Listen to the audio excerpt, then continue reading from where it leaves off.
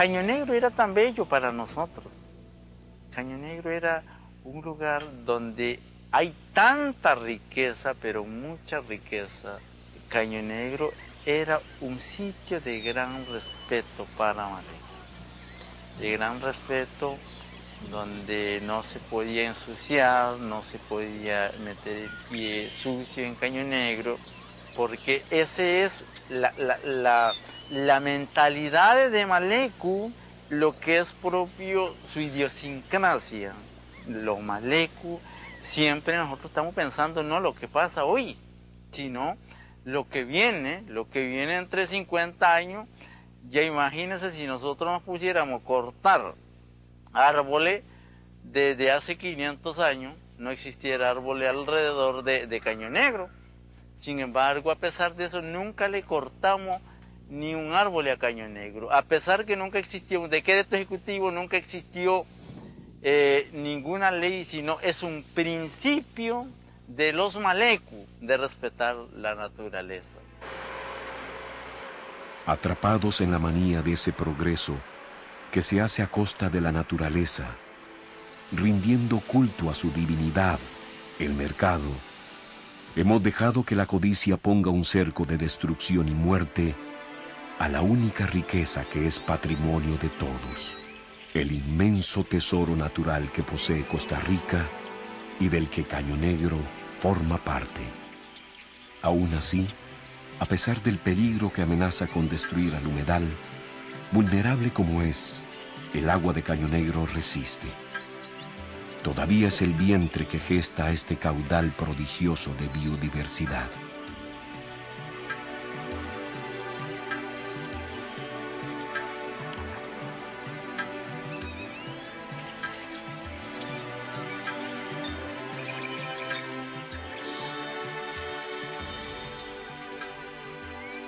Como el agua de los océanos, que una vez fuera cuna de la vida, como todas las aguas, que todavía no han perdido el vínculo ancestral con los ciclos de natura, a pesar de la codicia y la insensatez humanas. El agua que nos regala el cielo y recogen los ríos y los bosques, la que nos devuelve la tierra después de filtrarla y guardarla intacta en su interior, la alegría de todos, la sed de los pueblos.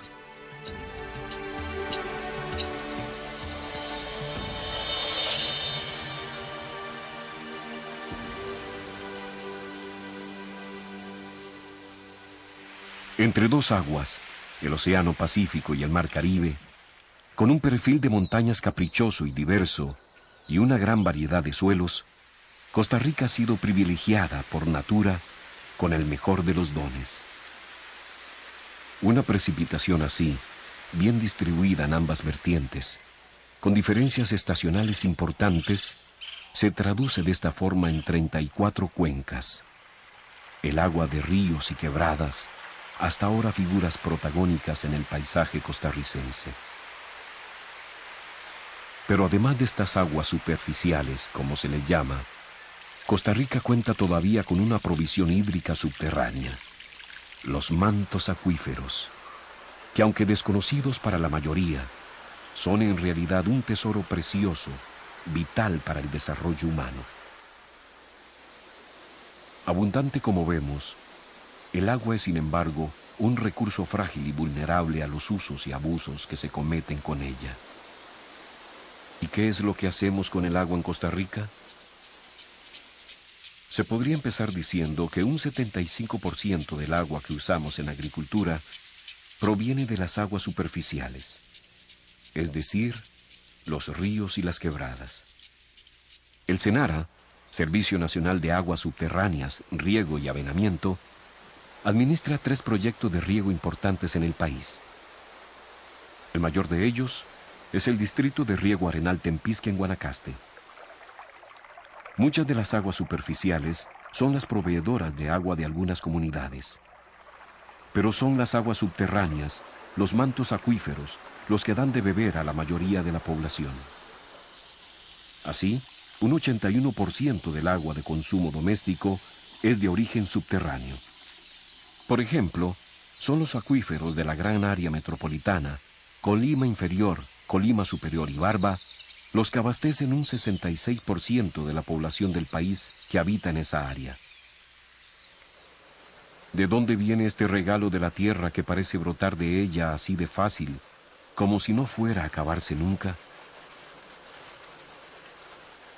En el caso de estos acuíferos, la historia empieza en el macizo del volcán Barba y los cerros adyacentes. El coloso guarda bajo sus suelos los antiguos mantos de lava fracturados y brechosos, que son por eso muy permeables. Esto, unido a las condiciones tan lluviosas de la zona, han favorecido la formación de enormes depósitos de agua subterránea, acuíferos de gran potencial. Es fácil ver el convoy de nubes que a menudo se desliza por entre el macizo del Barba. Esas nubes, grávidas de humedad, dejan parte de su preciosa carga sobre la parte alta de la montaña. Los bosques que cubren los suelos donde esa humedad precipita son cómplices de la lluvia.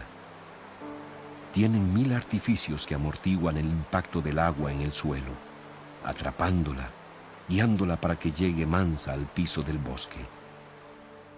Poco a poco, puede infiltrarse por los caminillos que son las raíces hacia su aventura subterránea. Así, lentamente, se recargan los acuíferos. A veces, por un accidente del terreno o por gravedad, el agua brota. De esta forma, el milagro de las nacientes es el resultado de esa relación portentosa entre el cielo, la tierra y el bosque.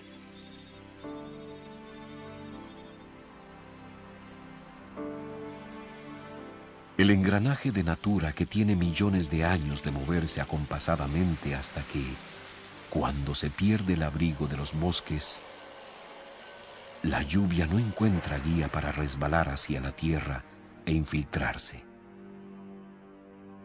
El suelo se ha vuelto impermeable. No hay recarga de acuíferos. En vez de eso, el agua corre por las pendientes, arrastrando materiales que llenan de sedimentos y contaminantes los ríos y las quebradas. La pérdida de la cobertura boscosa en Costa Rica ha deteriorado la situación de una gran cantidad de cuencas que ven amenazadas no solo sus aguas superficiales, sino también, cuando las hay, la recarga de los acuíferos que atesora la tierra. En las mismas faldas del Barba, en la microcuenca del río Tibacito, los potreros son dentelladas en el bosque que casi desapareció como resultado del auge del negocio de ganado lechero. La empresa de servicios públicos de Heredia, custodia de todas esas aguas que bajan apresuradas por los regazos del volcán, tuvo que comprar potreros. Así intenta devolver árboles al lugar donde más falta hacen. Las pendientes donde nacen y corretean, quebradas y ríos. Pero aún hay más. Desde las mismas alturas del Barba, es fácil ver la ciudad tomar por asalto lo que queda del bosque ahora convertido en potreros y cafetales. En efecto, los ahora inútiles potreros adquieren un nuevo valor bajo la capa de asfalto de las urbanizaciones que hoy crecen como mala hierba. Ese crecimiento urbano recubre enormes superficies de captación. Sobre el concreto o el asfalto, la lluvia extravía su camino hacia el interior de la tierra. La recarga de ese tesoro que es el acuífero se acaba, o al menos se dificulta. La lluvia perdida en la superficie escurre hasta las quebradas y los ríos que crecen inesperada y desproporcionadamente. En las ciudades, así, no hay alcantarilla que aguante. En el lado opuesto del llamado Valle Central, una todavía azul fila de montañas recorta su hermoso y familiar perfil. Los cerros de Escazú. En una época, acosados por la deforestación, los cerros ahora enfrentan la amenaza de esa marea descontrolada y ruidosa que llaman crecimiento urbano. En los cerros de Escazú podemos afirmar que ya hemos detenido la deforestación. Aquí las amenazas también tienen que ver con los intereses de grandes propietarios que quieren venir a construir mansiones por encima de las nacientes. Un caso concreto es aquí, en calle Higuerones, a 50 metros de donde están las nacientes construidas hace 50 años. Un norteamericano compró y tenía un proyecto para una gran mansión. Esto que se da aquí es una amenaza permanente en toda la parte baja de los cerros de Escazú. Pero el abastecimiento de agua potable no es la única tarea del acuífero. También hay demanda para uso industrial y turístico. Hasta julio del 2000, el número de pozos reportados en el llamado Valle Central es un poco más de la mitad de todos los pozos del país. Considerando aquellos no autorizados, que se estiman en 15.000, el número de perforaciones es aún mayor. Como si fuera poco, deficiencias de registro y fiscalización hacen difícil estimar el caudal extraído en cada pozo. Cerca de un 30% de los pozos inscritos ante el SENARA no tiene estudios de bombeo. Encima de todo, el Departamento de Aguas del MINAE, que otorga las concesiones, tiene muy poco personal, menos de 20 funcionarios, para fiscalizar que, en todo el país, la extracción corresponda a la concesión. Pero lo que más favorece la sobreexplotación de los acuíferos son las tarifas que rigen las concesiones de agua. El canon por aprovechamiento de agua subterránea establece, por ejemplo, para las empresas turísticas que gastan enormes cantidades de agua, la suma de 5 céntimos por metro cúbico, mientras que el pozo de un agricultor paga para consumo doméstico 1 colón 15 céntimos por metro cúbico. Así se subsidian actividades que consumen enormes cantidades de agua, como la piscicultura y la industria turística, por ejemplo. Una perspectiva que mira al agua como un bien económico muy barato, que produce una enorme riqueza. Además, las tarifas fijadas para uso de aguas subterráneas están muy por debajo del valor real del recurso. En Guanacaste, en la península de Nicoya, las comunidades costeras han enfrentado serias dificultades con los megaproyectos hoteleros y el agua de sus pequeños acuíferos. En una de las zonas más secas del país, estos hoteles mantienen sus campos de golf con un verde ostentoso en medio del ocre del verano guanacasteco. Y es que en esta época, el bosque seco deciduo hasta palpita con un ritmo diferente para enfrentar las altas temperaturas y la desecación. La pérdida de las hojas economiza agua, el crecimiento se detiene. Las chicharras arrullan la siesta del bosque que despierta poco tiempo después para florecer. Los antiquísimos ciclos de Natura, pulsando con una canción que hemos olvidado hace largo tiempo. Para nosotros fue grandioso el hecho de venir el sector turístico a esta zona creyendo que iba a resolver los problemas, pero hemos descubierto que más bien ha venido a agotar lo único que aquí nos queda, que era el agua. Porque, por ejemplo, si hablamos de la zona costera propiamente, como es Pochero, Flamingo, Huacas, Tamarindo, ya ahí donde ellos habían explotado esos mantos, ya los habían agotado. Por lo tanto, ellos se vienen aquí a 16 kilómetros, que es el manto acuífero, y es aquí donde las comunidades realmente se preocupan, principalmente la tubería en que ellos van a introducir. Y eso es una gran preocupación que ha pasado con toda esta gran cantidad de agua que esta gente utiliza.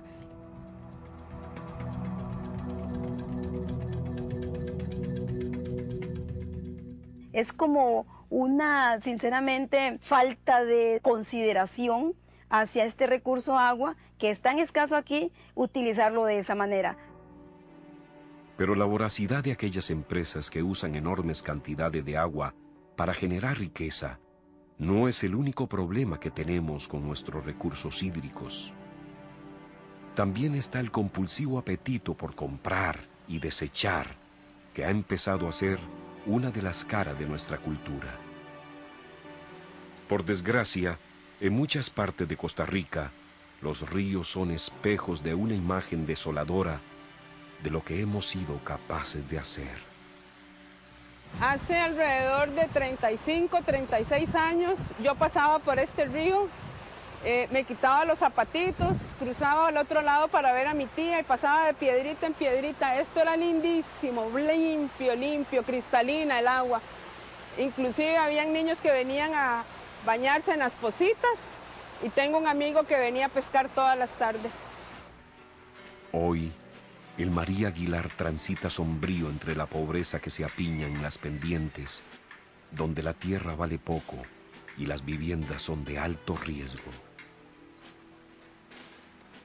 Así ha crecido la ciudad desordenadamente, junto con el abandono de los gobiernos, el desempleo y la baja escolaridad.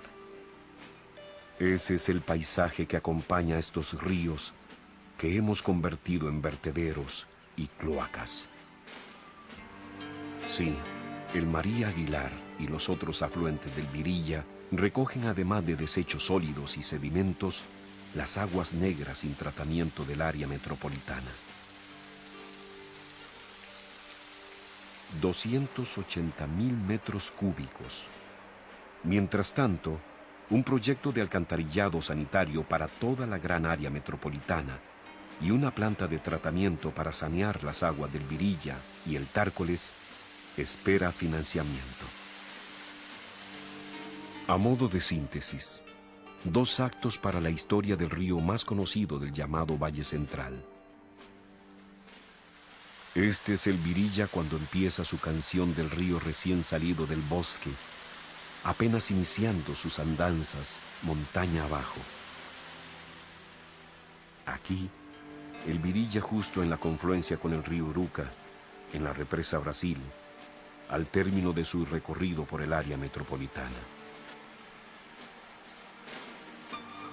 Esto es lo que hacemos con los ríos en un país famoso en el mundo por la forma en que protege sus recursos naturales.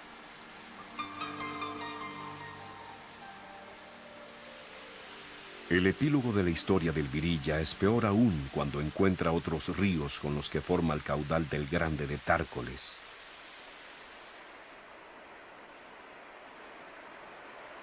Ahora lleva también desechos industriales, agropecuarios y agroquímicos.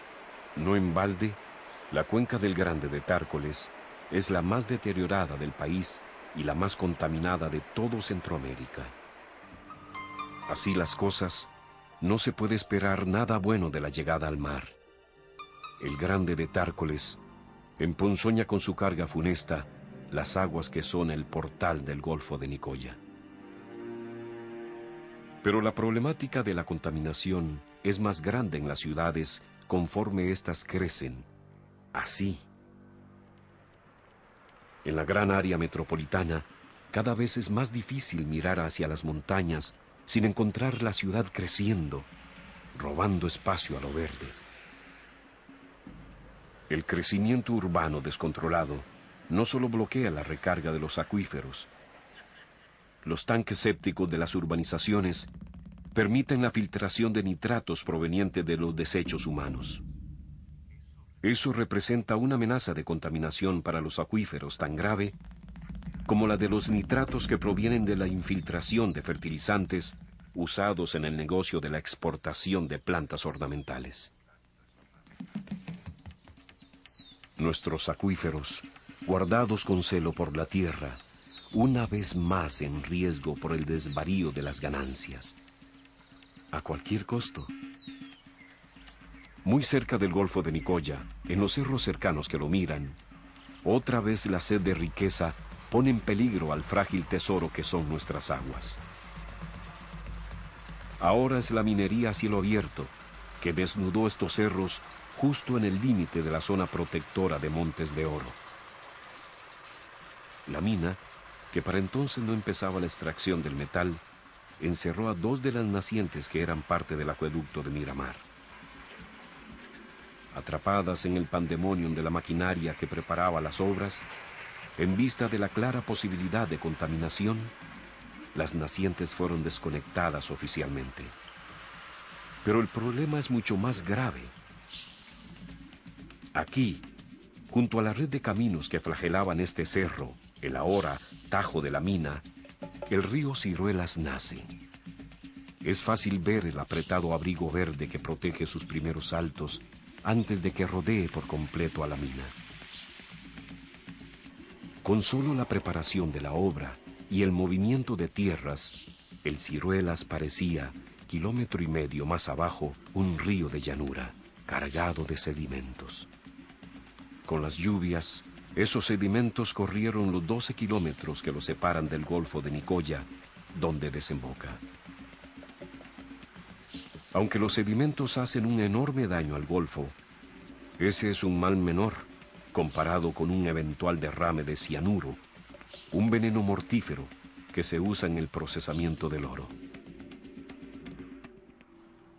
Con el seductor ropaje de la inversión extranjera, la minería a cielo abierto parece un negocio redondo a muchos. La parafernalia minera provoca un extravío similar al que produjeron los espejos de los conquistadores. Como la fiebre que ha consumido a Costa Rica cada vez que el mercado internacional promete el paraíso. Solo que el costo es altísimo. En el altar de ese progreso, hemos sacrificado una gran parte de la herencia natural con que nuestra geografía nos privilegió. El saldo de todos esos negocios es el deterioro de nuestras aguas, siempre frágiles y cada vez más vulnerables. Casi indefensa ante el omnipotente mercado global, el agua nuestra podría convertirse en el gran negocio de otros. El agua nuestra de cada día, ese inefable tesoro que la generosa tierra costarricense recoge y guarda para nosotros, a la venta. Salvarla significa, antes que todo, restaurar esa reverencia por natura que perdimos hace largo tiempo y que nuestros indígenas conservan. Quedan, por fortuna, algunas formas de proteger al agua y recomponer la maltrecha relación que tenemos con la naturaleza. En las faldas del Barba, la empresa de servicios públicos de Heredia recluta dueños de bosque como padrinos de las fuentes de agua que tomamos. En mi propiedad es una propiedad virgen. Ahí nace totalmente 3 fuentes de agua. Ahí lo que hago yo es proteger la montaña. Se me habló ahí por parte de ellos de un dinero, pero yo no tomaba tanto en cuenta el dinero, sino la forma de poder cooperar. Que el día que yo muera ya poder decir, que digan, yo cooperé con alguito en la naturaleza. En los cerros de Escazú, la organización comunitaria es ahora el escudo de las nacientes. Lo que pasó aquí vale la pena contarlo, porque resulta que los vecinos apenas se enteraron de las intenciones del inversionista, coordinaron con CODESE y entonces nos dimos a la tarea de cerrar todos los portillos. Y hoy, año y medio después, no han podido mover ni una piedra. O sea que así podemos, las comunidades organizadas, detener estos proyectos. Y como decía Gandhi, el planeta está en capacidad de satisfacer las necesidades de la raza humana, pero no sus ambiciones. O sea que aquí, como lo hacemos en Escazú, en todo el país, estamos a tiempo de defender y garantizar el agua de hoy y de mañana. Nimboyores es una bandera en la reseca costa guanacasteca. Luchando por no perder el agua de todos los días, la gente aprendió a valorar su último tesoro. Ahora hemos descubierto algo más grande, la escasez de agua. Y hoy las comunidades están más conscientes de que hay que cuidar el agua, las comunidades están más celosas, las comunidades están más preocupadas y pensando en el futuro. Nosotros estamos haciendo hincapié en eso, no podemos permitir, si quieren tener cancha de golf, tienen que buscar otra alternativa, ver cómo la tienen, pero nunca con agua potable. Porque si ya desgraciaron un manto, que es el manto acuífero de la zona costera, nosotros no vamos a permitir que le pase lo mismo al manto Nimboyore. El manto Nimboyore es un manto el más importante de la zona, el único de la zona, y que hoy los pueblos costeros estamos cuidando celosamente. Nosotros vivimos de elemento importante que es nuestra madre tierra, que nos da el pan de todos los días. Nos da el agua que tomamos. Pero la sociedad ve ese, toman agua y viven de la tierra y dañamos la tierra. Ese no está correcto. Ese no es lo que nosotros queremos. Nosotros queremos que a la madre tierra hay que respetar. Hay que respetar el agua porque es parte de nuestra vida. Esa es nuestra vida y así podemos garantizar el agua para nuestra futura generación. La tierra es la matriz vital y la dispensadora del agua, el elemento, el más frágil de paso sin el cual la vida no sería posible en el planeta. Habría que volver a las fuentes,